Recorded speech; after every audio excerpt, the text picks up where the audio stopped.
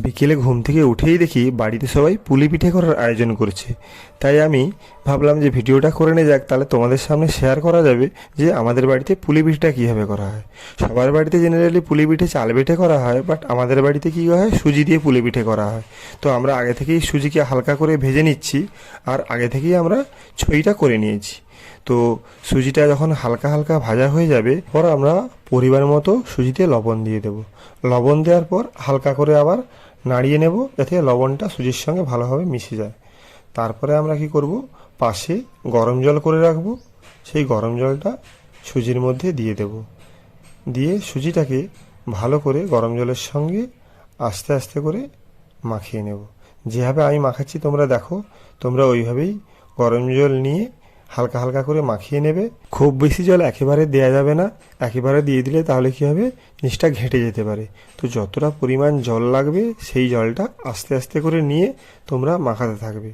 তারপর যেভাবে আমরা আটা ময়দাকে মাখি রুটি করার জন্য, সেইভাবে তোমরা সুজিটাকে নিয়ে আস্তে আস্তে করে পরিমাণ মতো জল দিয়ে হাতের মাধ্যমে তোমরা আস্তে আস্তে করে মণ্ড করতে থাকবে। আমি কীভাবে মণ্ড করছি তোমরা দেখে নাও। আর মণ্ড করা শেষ হয়ে গেলে তোমরা যেভাবে আমি খোল বানাচ্ছি ওইভাবে তোমরা পুলি পিঠের খোলটা বানিয়ে নেবে। খোলটা বানিয়ে নেওয়ার পর তোমরা নারকেলের যে ছইটা থাকবে ওই ছইটাকে তোমরা ওই খোলের মধ্যে দিয়ে যে যেরকমভাবে পারবে সেরকমভাবে একটা ডিজাইন দিয়ে একটা পিঠে বানিয়ে নেবে। আমি যেরকম জানি সেরকমভাবে একটা ছোটোখাটো পুলি পিঠের ডিজাইন বানিয়েছি।